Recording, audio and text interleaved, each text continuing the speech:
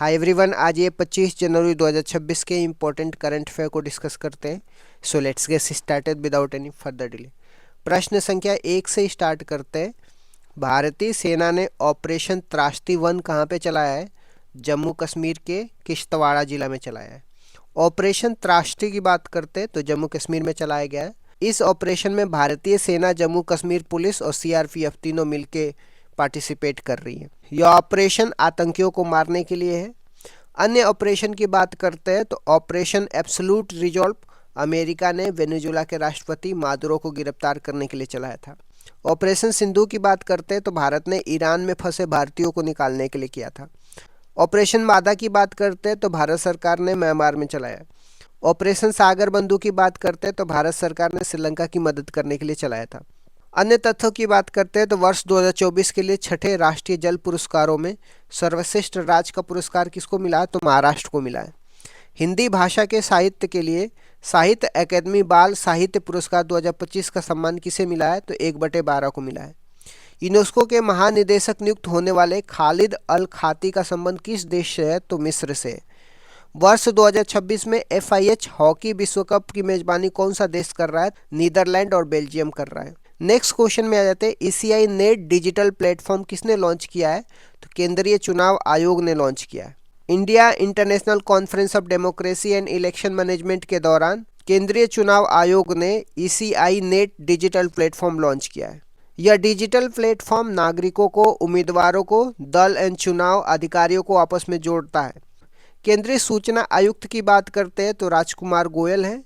मुख्य सतर्कता आयुक्त की बात करते हैं तो प्रवीण वशिष्ठ हैं। चुनाव आयोग की विवरण की बात करते हैं तो मुख्य चुनाव आयुक्त ज्ञानेश कुमार हैं। अन्य सदस्यों की बात करते हैं तो सुखबीर संधू और विवेक जोशी है। इलेक्शन कमीशन के इस्टेब्लिशमेंट की बात करते हैं तो 25 जनवरी 1950 को इसको इस्टेब्लिशमेंट किया जाता है और 25 जनवरी को मतदाता दिवस मनाते हैं, तो ये भी आपको ध्यान में रखना। पहले चीफ इलेक्शन कमीशन की बात करते हैं तो सुकुमार सेन थे। तथ्यों की बात करते हैं तो केंद्रीय मंत्री गजेंद्र सिंह शेखावत ने 13वें अंतर्राष्ट्रीय पर्यटन मार्ट का उद्घाटन कहाँ पे किया है? तो सिक्किम में किया है। बिहार विधानसभा चुनाव में मतदान प्रतिशत की बात करते हैं तो 67.13% है। उड़ीसा के कोनापुर और पूरी समुद्र तट की बात करते हैं तो इसको ब्लू फ्लैग वैश्विक मानक मिला है। राष्ट्रीय गोपाल रत्न पुरस्कार 2025 की बात करते हैं तो इसके तहत सर्वश्रेष्ठ डेयरी किसान का अवार्ड अरविंद यशवंत पाटिल को मिला है। नेक्स्ट क्वेश्चन पे आ जाते हैं। राष्ट्रपति पुलिस कलर सम्मान से सम्मानित होने वाला देश का 15वां राज्य कौन सा है? तो सिक्किम है। इस प्रतीक की बात करते हैं तो बहादुरी, अनुशासन, समर्पण जो वर्दी की बाईं आस्तीन पर लगाए जाते हैं। सिक्किम के विवरण की बात करते हैं तो नामयांगल वंश यहाँ पे था और इसको सिक्किम के इस्टेब्लिशमेंट की बात करते हैं तो 36वां संविधान संशोधन करके 1975 में पूर्ण राज्य का दर्जा मिला। सिक्किम की राजधानी गंगटोक है। सिक्किम में ऊंची चोटी का नाम कंचनजंगा है, ये भी आपको ध्यान में रखना है। भारत की सर्वोच्च चोटी की बात करते हैं तो माउंट केटू गार्डविन आस्टिन है, जिसकी लंबाई 8611 मीटर है।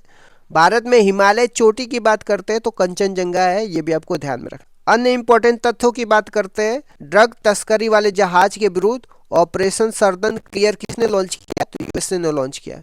100% साइबर धोखाधड़ी प्रतिक्रिया वाला पहला कौन सी हो गई? गोवा की पुलिस हो गई। बाल अधिकारों के लिए यूनिसेफ इंडिया की सेलिब्रिटी एडवोकेट कौन बनी है? कीर्ति सुरेश बनी है। गोवा में भारतीय अंतर्राष्ट्रीय फिल्म महोत्सव का 56वां संस्करण प्रारंभ होगा। नेक्स्ट क्वेश्चन पे आए थे। 49वें अंतर्राष्ट्रीय कोलकाता पुस्तक मेले में फोकस देश किसे चुना गया है? तो अर्जेंटीना। नेक्स्ट क्वेश्चन पे आए थे। 49वें अंतर्राष्ट्रीय कोलकाता पुस्तक मेले में फोकस देश किसे चुना गया है? तो अर्जेंटीना को चुना गया है। अर्जेंटीना की राजधानी ब्यूनस आयर्स है, ये भी आपको ध्यान में रखना। टाइम पीरियड की बात करते हैं तो 22 जनवरी से 3 फरवरी के बीच में चलेगा और इसका उद्घाटन ममता बनर्जी करेंगी। सॉल्ट लेक स्टेडियम का संबंध किससे है? फुटबॉल से, तो ये भी आपको ध्यान में रखना है। USA और बांग्लादेश इसमें भाग नहीं ले रहे हैं। लाइफ टाइम अचीवमेंट अवार्ड की बात करते हैं तो बुक लो रहीवाला को मिला है और इसके लेखक रियो वाला है। दिल्ली पुस्तक मेले में फोकस देश की बात करते हैं तो स्पेन है। बिहार में 10वीं बार शपथ लेने वाले CM कौन है? नीतीश कुमार है।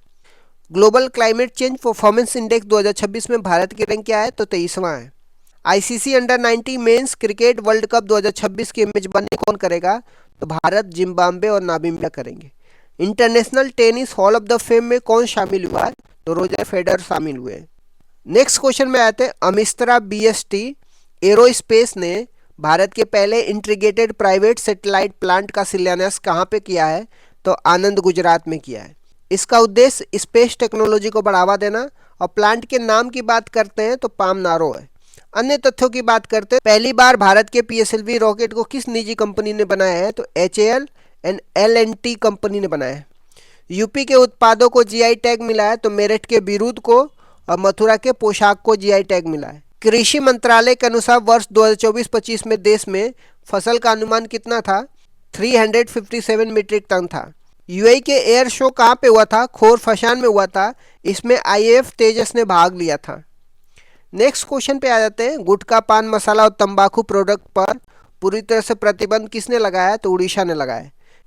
इसके निर्माण, भंडारण, उपयोग, वितरण, बिक्री पे बैन लगा दिया गया है। बीड़ी और सिगरेट इसमें शामिल नहीं है।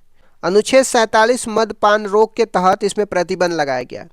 तंबाकू, पान मसाला पे 40% टैक्स है, 1 फरवरी 2026 से लागू होगा। कुछ और इंपॉर्टेंट तथ्य की बात करते हैं तो देश का पहला स्वदेशी एंटी सबमरीन वॉरफेयर पोत आईएनएस माहे का कमीशन कहाँ पे किया गया है? मुंबई में किया गया है। अपनी करेंसी के लिए नया सिंबल किसने जारी किया है? ओमान ने जारी किया है।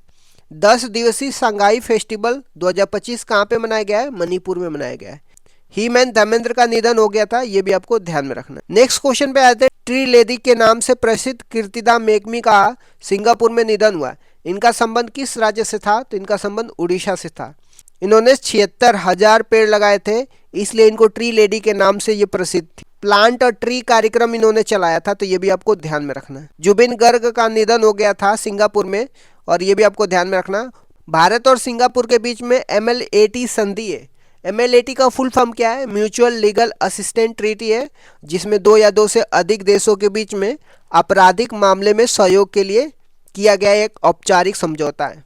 कुछ और इम्पोर्टेंट तथ्यों की बात करते हैं तो नाल्को के एग्जीक्यूटिव चेयरमैन कौन बने हैं?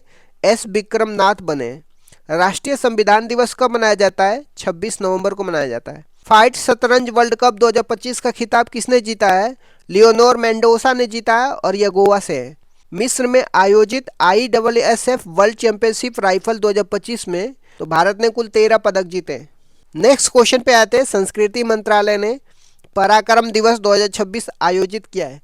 इसका संबंध नेताजी सुभाष चंद्र बोस से। इनका जन्म 23 जनवरी 1897 में कटक, उड़ीसा में हुआ था। 1938 के हरिपुरा अधिवेशन में वो अध्यक्ष रहे थे। 1939 में त्रिपुरा अधिवेशन में विजेता हुए थे। उन्होंने पट्टाभी सीतारामैया को हराया था। उनकी बुक का नाम इंडिया स्ट्रगल था। फॉरवर्ड ब्लॉक का एस्टेब्लिशमेंट उन्होंने 1939 में किया था। उनका नारा था, दिल्ली चलो, तुम मुझे खून दो, मैं तुम्हें आज़ादी दूंगा। आज़ाद हिंद फौज में रानी लक्ष्मीबाई रेजिमेंट का उन्होंने गठन किया था। 2026 का आयोजन श्री विजयपुरम, अंडमान निकोबार में हुआ था। 1943 में उन्होंने अंडमान निकोबार में झंडा फहराया था, तो ये भी आपको ध्यान में रखना है। 2026 में उनका 129वीं जयंती मनाया जाता है। पराक्रम दिवस की शुरुआत की बात करते हैं तो 2021 में इसकी शुरुआत की गई थी। 2022 में इंडिया गेट पे किंग जॉर्ज V की प्रतिमा की जगह पे सुभाष चंद्र बोस की प्रतिमा लगाई गई थी। महात्मा गांधी को राष्ट्रपिता की उपाधि किसने दिया था? नेताजी सुभाष चंद्र बोस ने दिया था। कुछ और इम्पोर्टेंट तथ्यों की बात करते हैं तो वर्ष 2026 में इंटरनेशनल IDFA के अध्यक्ष कौन है? ज्ञानेश कुमार हैं। एनिमल हस्बेंड्री स्टैटिक्स 2025 के अनुसार दुग्ध उत्पादन में भारत कौन से नंबर पे है? प्रथम है, और भारत में यूपी प्रथम पे है। केरल के कुछ इंपॉर्टेंट नाम जैसे थुम्बा, वर्कला, पेरियार, वलियामाला, वेकल, अब ये मंगल ग्रह तक पहुंच गए हैं। इसको इंटरनेशनल एस्ट्रोनॉमिकल यूनिट ने मंगल ग्रह के मैप में शामिल कर दिया है। यूनिसेफ ने ICC के सहयोग से प्रॉमिस टू चिल्ड्रेन अभियान शुरू किया था, तो ये भी आपको ध्यान में रखना है। नेक्स्ट क्वेश्चन पे आते हैं, रिसर्च स्कॉलर्स के लिए अटल विच्छल अग्रगामी योजना की घोषणा किसने करी है? तो असम ने करी है। असम के CM हिमंत बिश्वा शर्मा ने किया है, और इसका उद्देश्य क्या है? स्किल डेवलपमेंट करना, इनोवेशन करना। इसमें जो रिसर्च स्कॉलर्स के लिए 25,000 रुपये प्रति माह दिया जाएगा, और दिव्यांगों के लिए 40,000 रुपये प्रति माह दिया जाएगा अटल विच्छल अग्रगामी योजना के तहत। और कुछ इंपॉर्टेंट तथ्यों की बात करते हैं तो मैक्सिम बुटकोविच को शीर्ष यूरोपीय पुरस्कार वॉक्लाव हेवेल से सम्मानित किया गया है, और इनका संबंध किस देश से है? तो इनका संबंध यूक्रेन से है। पीएम मोदी ने किस देश की प्रधानमंत्री की आत्मकथा आई एम जॉर्जिया की प्रस्तावना लिखी है? तो इटली के प्रधानमंत्री की। दुनिया का सबसे ऊंचा 2050 फीट का जूजियोंग ग्रैंड कैनियन ब्रिज कौन से देश में है? तो चीन में है। भारत के पहले झुग्गी मुक्त शहर बनने की उपलब्धि किसको मिला है? चंडीगढ़ को मिला है। नेक्स्ट क्वेश्चन में आते हैं, आर्कटिक हवा के शक्तिशाली प्रवाह से बने तूफान फर्न ने कहां पे दस्तक दिया है? तो यूएसए के पोलर वर्टेक्स में फर्न तूफान ने दस्तक दे दिया है। कुछ और इंपॉर्टेंट तथ्यों की बात करते हैं। छत्तीसगढ़ का बालोद भारत का पहला आधिकारिक रूप से बाल विवाह मुक्त जिला बन गया है। 2025 टाइम्स 100 नेक्स्ट सूची में शामिल एकमात्र क्रिकेटर कौन है? यशस्वी जायसवाल है। एम्पायर सीरीज ने 98 एकेडमी अवार्ड में 16 नॉमिनेशन हासिल कर रिकॉर्ड बनाया, तो ये भी आपको ध्यान में रखना है। नोम्बियो सेफ्टी इंडेक्स 2026 में किस शहर को शीर्ष स्थान मिला है? किंग दादो को शीर्ष स्थान मिला है। प्रथम स्तर पे किंग दादो है चीन का, दूसरे स्तर पे अबू धाबी यूएई का है। भारत की बात करते हैं तो भारत में पहले नंबर पे बेंगलुरु है कर्नाटक का, और विश्व में भारत का स्थान 46वां है। जयपुर की बात करते हैं तो जयपुर का स्थान 106वां है। देश स्तर पे बात करते हैं तो यूएई पहले पर, भारत का स्थान 70वें है। असुरक्षित शहर की बात करते हैं तो विश्व में प्रिटोरिया सबसे असुरक्षित शहर है। भारत में असुरक्षित शहर की बात करते हैं तो नई दिल्ली है। कुछ महत्वपूर्ण इंडेक्स 2025 की बात करते हैं जिसमें भारत की रैंक क्या है? तो फायर पावर में भारत की रैंक 4th है। प्रेस फ्रीडम इंडेक्स में भारत की रैंक 151 है। एआई एशिया पावर में भारत की रैंक 3rd है। सस्टेनेबल डेवलपमेंट गोल में भारत की रैंक 99th है। इनोवेशन नवाचार में भारत की रैंक 38 है। भ्रष्टाचार धारणा सूचकांक में भारत की रैंक 96 है। ह्यूमन डेवलपमेंट इंडेक्स में भारत की रैंक 130 है।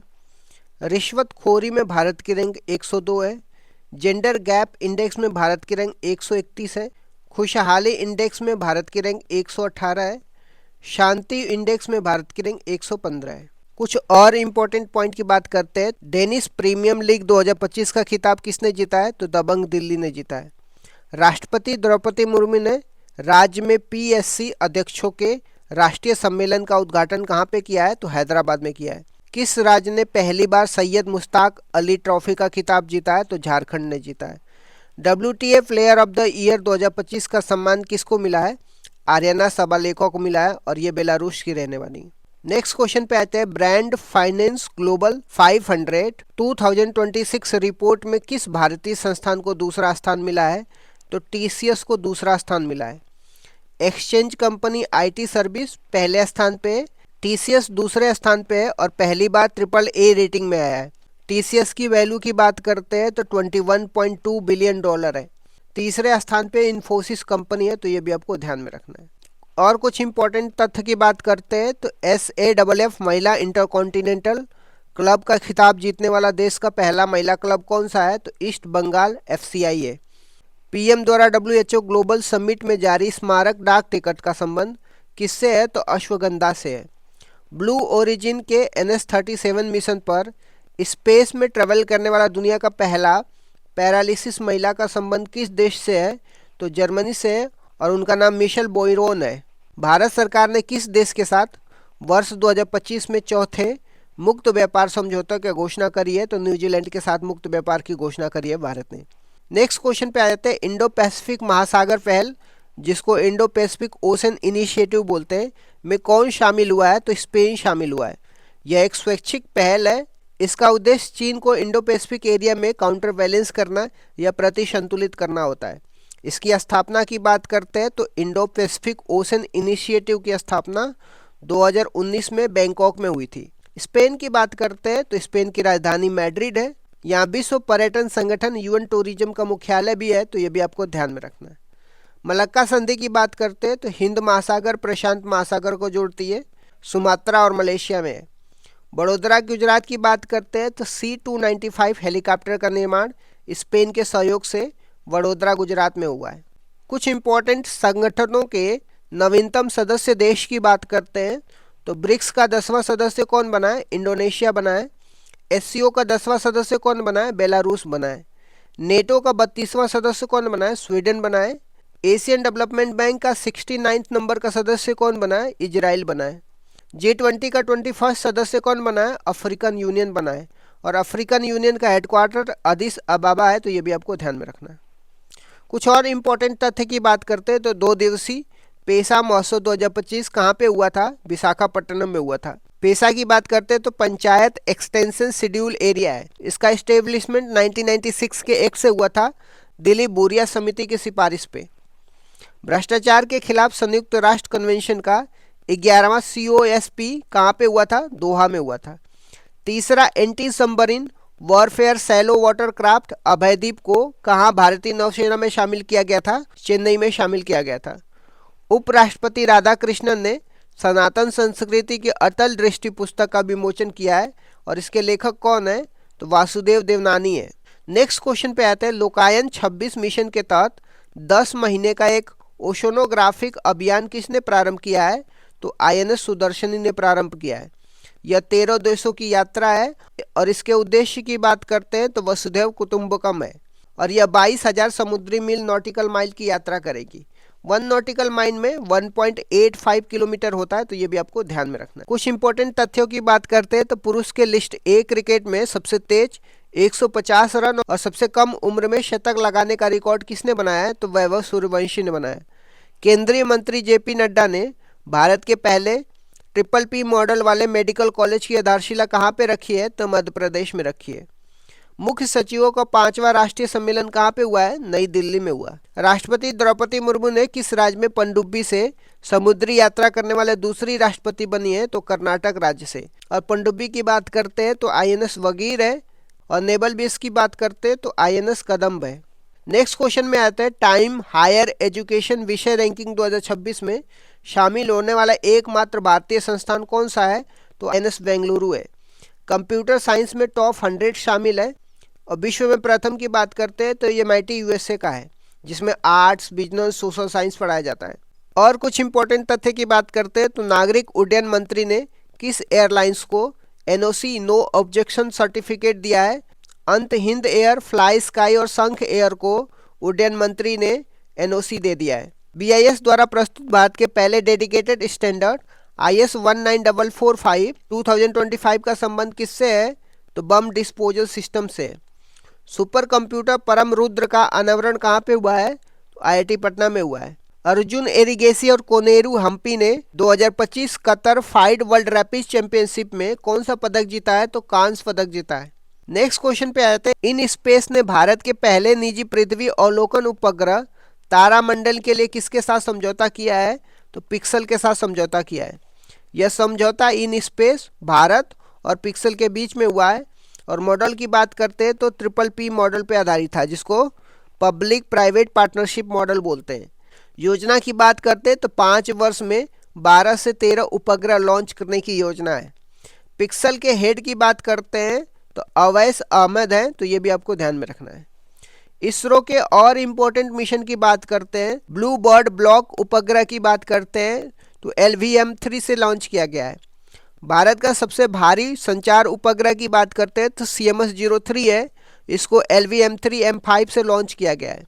निसार की बात करते हैं तो NASA ISRO synthetic aperture radar है, और इसको GSLV F-16 से लॉन्च किया गया है।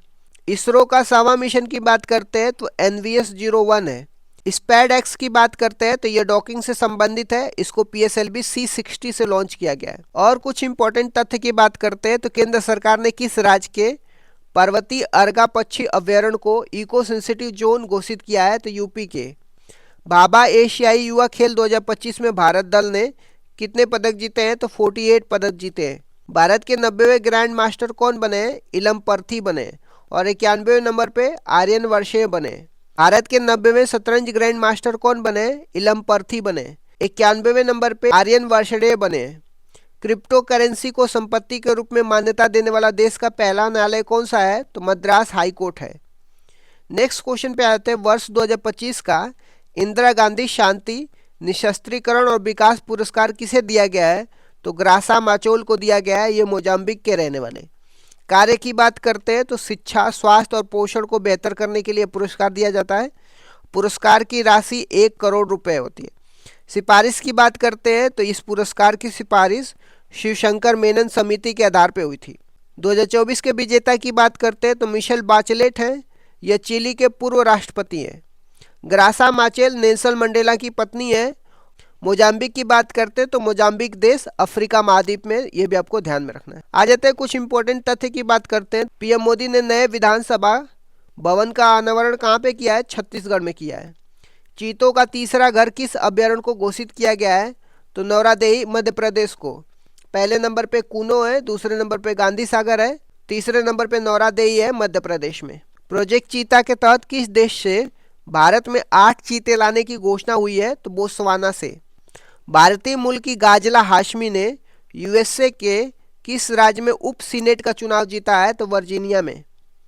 आ जाते हैं नेक्स्ट क्वेश्चन पे। केंद्रीय गृह मंत्री अमित शाह ने गीता प्रेस की मासिक पत्रिका कल्याण के शताब्दी अंक का विमोचन कहाँ पे किया है? तो उत्तराखंड ऋषिकेश में किया है। और कुछ इंपॉर्टेंट पॉइंट की बात करते हैं तो वाल्मीकि रामायण की 233 साल पुरानी पांडुलिपि कहाँ पे मिली है? तो रामकथा संग्रहालय अयोध्या में मिली है। बरामा प्रो कबड्डी लीग का खिताब किसने जीता है? दबंग दिल्ली ने जीता है। दादा साहब फाल्के पुरस्कार 2025 समारोह में सर्वश्रेष्ठ अभिनेता का पुरस्कार किसे मिला है? तो कार्तिक आर्यन को मिला है। अंतरिक्ष में एआई डेटा सेंटर परीक्षण करने के लिए प्रोजेक्ट केचर किसने लॉन्च किया है? तो गूगल ने लॉन्च किया है। बोस्टन ग्लोबल फोरम और एआई वर्ल्ड सोसाइटी ने किसे वर्ष 2025 विश्व शांति और सुरक्षा नेतृत्व पुरस्कार से सम्मानित किया है? तो श्री श्री रविशंकर को। नेक्स्ट क्वेश्चन पे आ जाते हैं। आरबीआई ने एचडीएफसी बैंक के पूर्णकालिक निदेशक के रूप में किसे नियुक्ति करने की मंजूरी दी है? तो कैजाद भरूचा को मिली है। एचडीएफसी बैंक भारत का सबसे बड़ा निजी बैंक है। भारत में अब तक 12 सार्वजनिक बैंक है जिसको पब्लिक बैंक भी बोलते हैं। आ जाते हैं कुछ इंपॉर्टेंट तथ्य की बात करते हैं तो दुनिया का पहला कैशलेस सोसाइटी देश कौन सा है? स्वीडन है। सुप्रीम कोर्ट ने किस अनुच्छेद के तहत गिरफ्तारी का कारण लिखित रूप से देना अनिवार्य किया है? तो अनुच्छेद 22 के तहत। शहीद वीर नारायण सिंह स्मारक एवं जनजातीय स्वतंत्रता सेनानी संग्रहालय का उद्घाटन कहाँ पे किया गया है? तो छत्तीसगढ़ में किया गया है। नोबेल पुरस्कार विजेता जेम्स वॉटसन का 97 वर्ष की आयु में निधन हुआ है और इनका संबंध किस खोज से था? तो डीएनए डबल हेलिक्स मॉडल से था।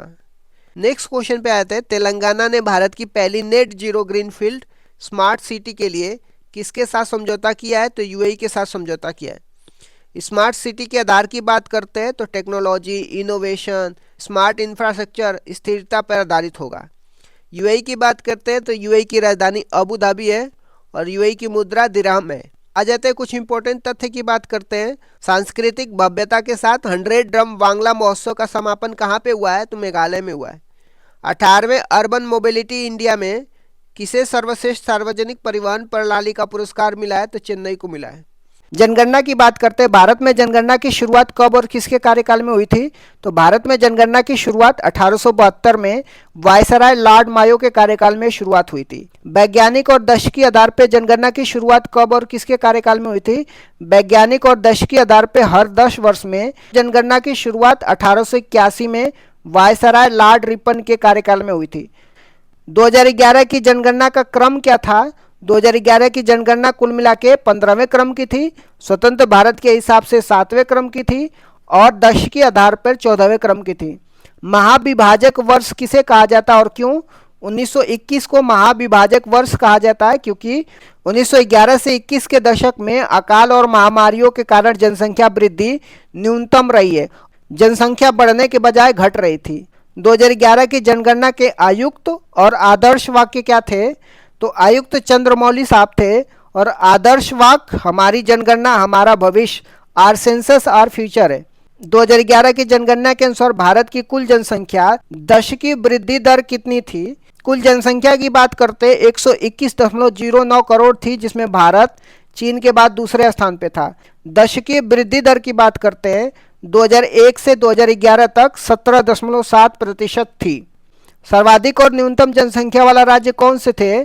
तो सर्वाधिक जनसंख्या वाला राज्य उत्तर प्रदेश जिसमें 16.51% और इसके बाद महाराष्ट्र, बिहार और पश्चिम बंगाल है। न्यूनतम जनसंख्या वाला राज्य सिक्किम है जिसमें 0.05%, इसके बाद मिजोरम और अरुणाचल प्रदेश है। सर्वाधिक और न्यूनतम दशकीय वृद्धि दर वाला राज्य कौन से थे? सर्वाधिक दशकीय वृद्धि दर वाला राज्य मेघालय है जिसका 27.9% वृद्धि दर है। न्यूनतम ऋणात्मक वृद्धि वाला नागालैंड है जिसमें -0.6% वृद्धि दर थी। यह एकमात्र राज्य था जहां जनसंख्या वृद्धि दर ऋणात्मक थी। भारत की जनसंख्या घनत्व कितना है? सर्वाधिक और न्यूनतम जनसंख्या घनत्व वाला राज्य कौन से है? तो भारत की जनसंख्या घनत्व 382 व्यक्ति प्रति वर्ग किलोमीटर है। सर्वाधिक जनसंख्या घनत्व बिहार का है, 1106 व्यक्ति प्रति वर्ग किलोमीटर है। न्यूनतम जनसंख्या घनत्व वाला राज्य अरुणाचल प्रदेश है, जिसमें 17 व्यक्ति प्रति वर्ग किलोमीटर है। भारत का लिंगानुपात कितना है? सर्वाधिक और न्यूनतम लिंगानुपात वाले राज्य कौन से हैं? भारत का लिंगानुपात की बात करते हैं, 943 महिलाएं प्रति 1000 पुरुष पे है। सर्वाधिक लिंगानुपात की बात करते हैं, केरल का है, 1084 महिलाएं हैं प्रति 1000 पुरुष पे। न्यूनतम लिंगानुपात की बात करते हैं, हरियाणा है, जिसमें 879 महिलाएं हैं प्रति 1000 पुरुष पे। भारत की साक्षरता दर कितनी है? सर्वाधिक और न्यूनतम साक्षरता वाला राज्य कौन से हैं? तो भारत की साक्षरता दर 73% है। पुरुष की साक्षरता दर की बात करते हैं, 80.09% है, और महिला की साक्षरता दर की बात करते हैं, 64.60% है। सर्वाधिक साक्षरता की बात करते हैं, केरल का है, 94% है, और न्यूनतम साक्षरता बिहार का है, 61.80% है। सर्वाधिक अनुसूचित जाति वाला राज्य कौन से है? तो संख्या के आधार पर उत्तर प्रदेश है, प्रतिशत के आधार पर पंजाब है। राज्य की जनसंख्या का 32% जनसंख्या पंजाब में अनुसूचित जाति का है। सर्वाधिक अनुसूचित जनजाति जनसंख्या वाला राज्य कौन से है? संख्या के आधार पर मध्य प्रदेश सर्वाधिक अनुसूचित जनजाति वाला राज्य है। प्रतिशत के आधार पर मिजोरम है, जिसकी राज्य की 94% जनसंख्या शेड्यूल ट्राइब की है। पंचवर्षीय योजना के बारे में मैंने डिस्कस तो किया है, बट एक बार फिर से मैं पंचवर्षीय योजना के बारे में रिवीजन करा देता हूँ। पहली पंचवर्षीय योजना 1951 से 56 तक थी। इसकी मुख्य विशेषताएं क्या थी? इसका टाइम पीरियड की बात कर, यह योजना 1 अप्रैल 1951 से लेकर के 1956 तक चली थी। मॉडल की बात करते हैं, यह हेरोल्ड डोमर मॉडल पर आधारित थी और इसका प्रारूप KN राज ने तैयार किया था। उद्देश्य क्या था पहली पंचवर्षीय योजना का? इसका मुख्य ध्यान कृषि एग्रीकल्चर पर था। विकास की दर की बात करते हैं, जो लक्ष्य था 2.1% था, लेकिन 3.6% की वृद्धि हासिल की गई थी, जो लक्ष्य से अधिक थी। दूसरी पंचवर्षीय योजना 1956 से 1961 के प्रमुख बिंदु क्या थे? दूसरी पंचवर्षीय योजना की अवधि की बात करते हैं, 1956 से 1961 तक रहता है। मॉडल की बात करते हैं, यह महालनोबिस मॉडल पर आधारित थी। इसका जो उद्देश्य था, इस योजना में भारी उद्योगों पर बल दिया गया, जिसमें प्रमुख उपलब्धियां थी। इसी योजना के दौरान भिलाई छत्तीसगढ़, राउरकेला उड़ीसा, दुर्गापुर पश्चिम बंगाल में आयरन स्टील प्लांट स्थापित किए गए। विकास की दर की बात करते हैं, लक्ष्य 4.5% का था और प्राप्ति 4.27% थी। तीसरी पंचवर्षीय योजना 1961 से 66 तक क्यों असफल रही थी? 1961 से 66 तक तीसरी पंचवर्षीय योजना थी। यह मॉडल सुखमय चक्रवर्ती मॉडल पर आधारित थी। इसका उद्देश्य था कृषि और उद्योग दोनों पर बल देना। असफलता के कारण ये थे, यह योजना 1962 के दौरान भारत चीन युद्ध और 1965 के भारत पाकिस्तान युद्ध के कारण अपने लक्ष्य को प्राप्त नहीं कर सकी और असफल रही। अन्य घटना की बात करते हैं तीसरी पंचवर्षीय योजना में, इसी दौरान जय जवान जय किसान का नारा दिया गया था और 1965 में भारतीय खाद्य निगम, जिसको फूड कॉरपोरेशन ऑफ इंडिया की स्टेब्लिशमेंट की बात करते हैं, तो तीसरी पंचवर्षीय योजना में FCI का इस्टेब्लिशमेंट होता है। नेक्स्ट देख लेते हैं योजना अवकाश की। योजना अवकाश, जिसको प्लान हॉलीडेज बोलते हैं, ये क्या था और यह कब हुआ था? तीसरी पंचवर्षीय योजना की असफलता के बाद 1966 से लेकर के 1969 तक 3 वर्षों के लिए कोई पंचवर्षीय योजना नहीं बनाई गई। इसे योजना अवकाश कहा जाता है। इसी दौरान एक एक वर्ष की योजना शुरू की गई थी। खाद्यान्न में आत्मनिर्भरता के लिए हरित क्रांति, जिसको ग्रीन रेवोल्यूशन की शुरुआत की गई थी। चौथी पंचवर्षीय योजना 1969 से 1974 की मुख्य बातें क्या थी? तो इसका टाइम पीरियड की बात करते हैं, 1969 से लेकर के 1974 तक थी। यह मॉडल अशोक रुद्र मॉडल पर आधारित थी और इसका प्रारूप डी.आर. गॉडगिल ने तैयार किया था। उद्देश्य की बात करते हैं, इसका लक्ष्य स्थिरता के साथ आर्थिक विकास करना, डेवलपमेंट विथ स्टेबिलिटी था। प्रमुख घटनाएं की बात करते हैं तो चौथी पंचवर्षीय योजना में 1969 में 14 बैंकों का राष्ट्रीयकरण किया गया था, ये पहली बात हो गई। इसके बाद 1971 में भारत पाकिस्तान का युद्ध हुआ और 1974 में पहला परमाणु परीक्षण ऑपरेशन स्माइलिंग बुद्धा पोखरण में किया गया था। पांचवी पंचवर्षीय योजना 1974 से 1978 क्यों अद्वितीय थी? यह भारत का एकमात्र ऐसी योजना है जो अपने निर्धारित समय 5 वर्ष से पहले केवल 4 वर्षों में ही समाप्त हो गई। 1974 से लेकर 1978 तक ही रही थी। यह डीपी दर मॉडल पर आधारित थी और इसका मुख्य लक्ष्य गरीबी उन्मूलन था। रोलिंग प्लान 1978 से 1980 तक क्या था? 1978 में सरकार बदलने के बाद मोरारजी देसाई की जनता पार्टी सरकार ने पंचवर्षीय योजना को समाप्त कर रोलिंग प्लान शुरू किया था। विश्व में इसके जनक डॉक्टर गुरनार मिर्डर थे। उनकी पुस्तक एशियन ड्रामा में इसका उल्लेख है और भारत में इसे लक्कड़वाला ने लागू किया था। छठवीं पंचवर्षीय योजना 1980 से 1985 के दौरान क्या महत्वपूर्ण घटनाएं हुई थी? यह मॉडल आगात निर्गत मॉडल पर आधारित था, जिसको इनपुट आउटपुट मॉडल बोला जाता है। इसका उद्देश्य रोजगार सृजन और गरीबी उन्मूलन था। प्रमुख घटनाएं की बात करते हैं तो छठवीं पंचवर्षीय योजना में नाबार्ड की एस्टेब्लिशमेंट किया जाता है 1982 में। 6 और बैंकों का राष्ट्रीयकरण किया जाता है 1980 में। ऑपरेशन ब्लू स्टार और ऑपरेशन मेघदूत 1984 में चलाया जाता है। ऑपरेशन मेघदूत सियाचिन पर कब्जा करने के लिए।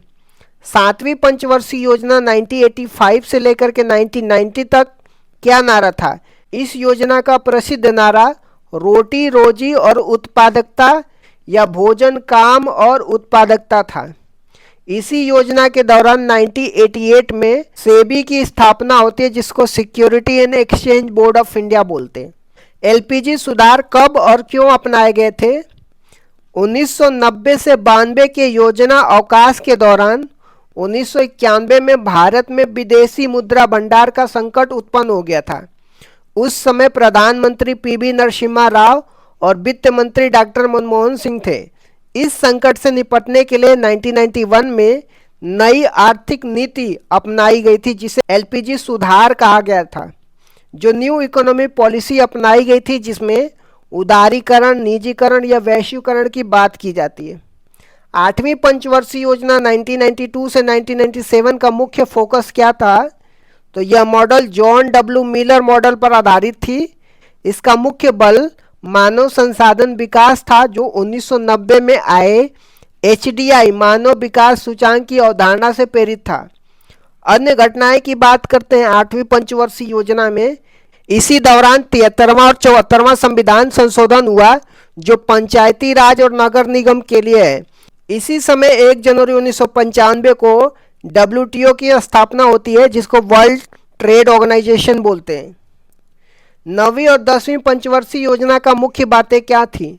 9वीं पंचवर्षीय योजना 1997 से 2002 तक होता है। इसका लक्ष्य सामाजिक न्याय और क्षमता के साथ आर्थिक विकास था। प्रधानमंत्री ग्राम सड़क योजना 25 दिसंबर 2000 को और कारगिल युद्ध 1999 में इसी दौरान हुआ था। 10वीं पंचवर्षीय योजना 2002 से 2007 तक थी। यह भी आगात निर्गात मॉडल पर आधारित थी। नरेगा अधिनियम 2005 में आया और 2 फरवरी 2006 को लागू हुआ था। 11वीं पंचवर्षीय योजना 2007 से लेकर 2012 की विकास दर की क्या विशेषता थी? इसका लक्ष्य तीव्र और समावेशी विकास, जिसको रैपिड एंड इंक्लूसिव डेवलपमेंट था। इसमें 8% की विकास दर हासिल की गई थी, जो सभी पंचवर्षीय योजनाओं में अब तक की सबसे ज़्यादा थी। शिक्षा का अधिकार राइट टू एजुकेशन एक्ट 2009 इसी दौरान आया था। 12वीं पंचवर्षीय योजना 2012 से 2017 का लक्ष्य क्या था? यह अंतिम पंचवर्षीय योजना था, जो 2012 से 2017 तक चला था। इसका लक्ष्य तीव्र, सतत और अधिक समावेशी विकास, जिसको rapid sustainable and inclusive development था। इसमें कृषि के लिए 4%, और प्रजनन दर को 2.1% जिसको प्रतिस्थापन दर बोलते हैं पर लाने का लक्ष्य रखा गया था। भारतीय संविधान के प्रमुख संशोधन और उसके प्रावधान के बारे में देखने वाले हैं। पहला संविधान संशोधन कब हुआ था? 1951 में हुआ था। संविधान में 9वीं अनुसूची जोड़ी गई थी जिसका संबंध भूमि सुधार से है। अनुच्छेद 15 क्लॉज 4 भी जोड़ा गया जो सामाजिक और शैक्षिक रूप से पिछड़े वर्गों के लिए आरक्षण का प्रावधान करता है। 7वां संविधान संशोधन 1956 में राज्य पुनर्गठन से संबंधित है। यह प्रावधान किया गया कि 2 या 2 से अधिक राज्यों के लिए एक राज्यपाल हो सकता है। इस समय भारत में 14 राज्य और 6 केंद्र शासित प्रदेश थे। फजल अली कमीशन का गठन 1953 में इसी उद्देश्य से हुआ था। 15वां संविधान संशोधन 1963 में हुआ था। हाई कोर्ट के न्यायाधीशों की सेवानिवृत्ति की आयु 60 से बढ़ाकर के 62 कर दिया गया था। 21वां संविधान संशोधन 1967 में हुआ था। इस संविधान संशोधन से संविधान की 8वीं अनुसूची में 15वीं भाषा के रूप में सिंधी भाषा को जोड़ा गया और मूल संविधान में 14 भाषाएं थी, अब जाकर के 22 भाषाएं हैं। 24वां संविधान संशोधन 1971 में हुआ था। इंदिरा गांधी के कार्यकाल में संसद को संविधान संशोधन की असीमित शक्तियां प्रदान की गई थी। हालांकि इसके बाद केशवानंद भारती केस 1973 में सुप्रीम कोर्ट ने स्पष्ट किया कि संसद की यह शक्ति असीमित नहीं है बल्कि सीमित है और इस संविधान के मूल ढांचा को नहीं बदल सकती है। 26वां संविधान संशोधन 1971 की बात करते हैं। राजाओं को दिए जाने वाला प्रीवी पर्स को समाप्त कर दिया गया जो देशी रियासतों के एकीकरण के बदले में दी जाने वाली एक बड़ी राशि थी। 36वां संविधान संशोधन 1975 में सिक्किम को भारत का पूर्ण राज्य बनाया गया और ये भारत का 22वां राज्य सिक्किम बन के आया था। 42वां संविधान संशोधन 1976 की बात करते हैं। इसे मिनी कॉन्स्टिट्यूशन या लघु संविधान कहा जाता है। 42वां संविधान में प्रस्तावना में संशोधन किया जिसमें समाजवाद, पंथ निरपेक्ष, अखंडता शब्द जोड़े गए और प्रस्तावना में अब तक ये एकमात्र संशोधन है। 42वां संविधान संशोधन में फंडामेंटल ड्यूटी जोड़ी गई थी जो भाग 4A में अनुच्छेद 51A को जोड़ा गया था जिसमें मौलिक कर्तव्य शामिल थे। यह सरदार स्वर्ण सिंह समिति की सिफारिश पे फंडामेंटल ड्यूटी जिसको मौलिक कर्तव्य बोलते हैं इसको जोड़ा गया था। 42वां संविधान संशोधन में राज्य सूची से समवर्ती सूची में विषयों को हस्तांतरण किया गया जिसमें 5 विषय वन, वन्य जीव, मापतोल, न्याय प्रशासन और शिक्षा को राज्य सूची से समवर्ती सूची में स्थानांतरित किया गया। नए अनुच्छेद आर्टिकल 39A जो निःशुल्क कानूनी सहायता की बात करता है। आर्टिकल 48A जो पर्यावरण संरक्षण की बात किया जाता है, ये भी 42वां संविधान संशोधन में जोड़ा जाता है। 44वां संविधान संशोधन 1978 की बात करते हैं। ये मोरारजी देसाई के कार्यकाल में हुआ था। इसमें संपत्ति के अधिकार में बदलाव किए जाते हैं। संपत्ति के अधिकार को मौलिक अधिकार की सूची से हटा करके इसे कानूनी अधिकार जिसको लीगल राइट बनाया गया जो अब अनुच्छेद 300A में है।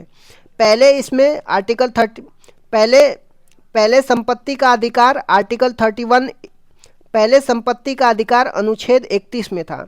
राष्ट्रीय आपातकाल नेशनल इमरजेंसी की बात करते हैं। इसमें राष्ट्रीय आपातकाल के लिए आंतरिक अशांति के स्थान पे सशस्त्र विद्रोह शब्द का प्रयोग किया गया। राष्ट्रीय आपातकाल लगने के लिए कैबिनेट की लिखित अनुमति को अनिवार्य किया गया। संविधान में कैबिनेट शब्द की पहली बार उल्लेख इसी संशोधन में हुआ था। आ जाते हैं 52वां संविधान संशोधन की बात करते हैं जो 1985 में हुआ था। राजीव गांधी के कार्यकाल में दल बदल विरोधी कानून आया था जिसको एंटी डिफेक्शन लॉ बोलते हैं। संविधान में 10वीं सूची जोड़ी गई जिसका उद्देश्य दल बदल को रोकना था। आ जाते हैं 61वें संविधान संशोधन जो 1989 में हुआ था। यह राजीव गांधी के कार्यकाल में मतदान की आयु 21 वर्ष से घटा करके 18 वर्ष कर दी गई थी। अब आ जाते हैं 73वां संविधान संशोधन 1992 में पंचायती राज व्यवस्था या ग्रामीण स्थानीय स्वशासन से संबंधित है। संविधान के भाग 9 और 11वीं अनुसूची जोड़ी गई जो पंचायती राज से संबंधित है। भाग 9 में अनुच्छेद 243 से लेकर के 243O शामिल किया गया। 24 अप्रैल 1993 से इसको लागू किया गया। 74वां संविधान संशोधन 1992 की बात करते हैं। ये शहरी स्थानीय स्वशासन की बात करता है जिसमें नगर पालिका नगर निकाय से संबंधित है।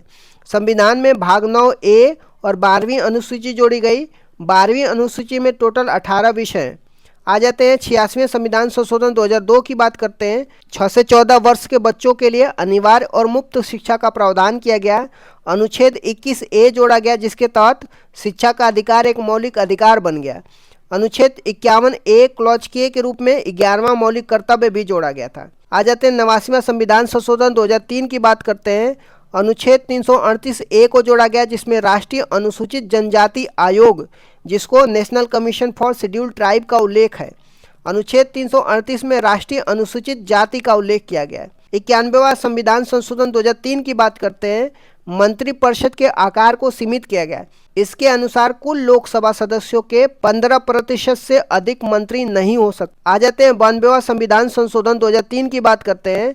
8वीं अनुसूची में 4 भाषाएं जोड़ी जाती है, जो बोडो, डोंगरी, संथाली और मैथिली होती है। 97वां संविधान संशोधन 2011 में सहकारी समिति से संबंधित है। संविधान के भाग 9B अनुच्छेद 43B और अनुच्छेद 19 क्लॉज 1 क्लॉज C में सहकारी समिति शब्द जोड़ा गया। 99वां संविधान संशोधन 2014 की बात करते हैं। यह एक ऐसा संविधान संशोधन था जिसमें सुप्रीम कोर्ट ने असंवैधानिक करार दिया था। यह राष्ट्रीय न्यायिक नियुक्ति, जिसको नेशनल जुडिशरी अपॉइंटमेंट कमीशन के निर्माण की बात करता है, जिसका उद्देश्य कॉलेजियम पद्धति को बदलना था। आ जाते हैं 100वां संविधान संशोधन 2015 की बात करते हैं। भारत और बांग्लादेश के बीच में 3 बीघा कॉरिडोर जमीन के आदान प्रदान से संबंधित है।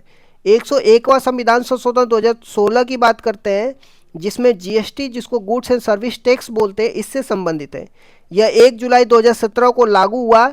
विजय केलकर समिति के सिफारिश पर यह आया था। संविधान में अनुच्छेद 246A जीएसटी का उल्लेख है और अनुच्छेद 279A जो जीएसटी काउंसिल का उल्लेख, जिसका प्रमुख भारत के वित्त मंत्री होता है, ये सब जोड़ा गया। 102वां संविधान संशोधन 2018 की बात करते हैं। इसमें आर्टिकल 338B जोड़ा गया, जिसमें राष्ट्रीय पिछड़ा वर्ग आयोग की बात करता है। इसमें यह निर्धारित किया गया कि कौन सी जाति पिछड़ा वर्ग में आएगी और यह अधिकार केंद्र सरकार का होगा। आ जाते हैं 103वां संविधान संशोधन 2019 की, जो आर्थिक रूप से कमजोर वर्ग, जिसको इकोनॉमिकली वीकर सेक्शन बोलते हैं, 10% आरक्षण की बात किया जाता है। संविधान में अनुच्छेद 15 क्लॉज 6 संस्थाओं में प्रवेश के लिए आरक्षण और अनुच्छेद 16 क्लॉज 6 सरकारी नौकरियों में आरक्षण की बात किया जाता है। आ जाते हैं 104वां संविधान संशोधन 2019 की, जिसमें लोकसभा और विधानसभा में एंग्लो इंडियन के लिए आरक्षित सीटों को समाप्त कर दिया गया। अनुसूचित जाति, अनुसूचित जनजाति के लिए आरक्षण को 10 साल के लिए क्या कर दिया गया, बढ़ा दिया गया। आ जाते हैं 105वां संविधान संशोधन 2021 की। यह 102वें संविधान संशोधन में संशोधन करता है। यह राज्य सरकारों को यह अधिकार देता है कि वो अपनी स्वयं की राज्य सूची में शामिल की जाने वाली पिछड़े वर्गों की जातियों की पहचान कर सके, जो शक्ति 102वें संविधान संशोधन में केंद्र के पास दी गई थी। राष्ट्रपति ने 18 अगस्त 2021 को इस पर हस्ताक्षर कर दिया था। आ जाते हैं 106वां संविधान संशोधन 2023 की। इसे नारी शक्ति वंदनम अधिनियम के नाम से भी जाना जाता है। यह 128वां विधेयक था। इसका उद्देश्य लोकसभा और विधानसभा में महिलाओं को 33% आरक्षण प्रदान करना है। इसे अर्जुन मेघवाल ने पेश किया था और राष्ट्रपति ने इसे 28 सितंबर 2023 को सहमति दे दी थी। यह अगला परिसीमन 2026 के बाद लागू होने वाले चुनाव में लागू होगा। आ जाते हैं 129वां संविधान संशोधन विधेयक की। ये संविधान संशोधन विधेयक है जो प्रस्तावित किया गया है। भारत का नवीनतम विधेयक है। जो यह 1 नेशन 1 इलेक्शन की बात किया जाता है, जो एक राष्ट्र एक चुनाव से संबंधित है। यह रामनाथ कोविंद कमेटी की सिफारिश पर पेश किया गया था।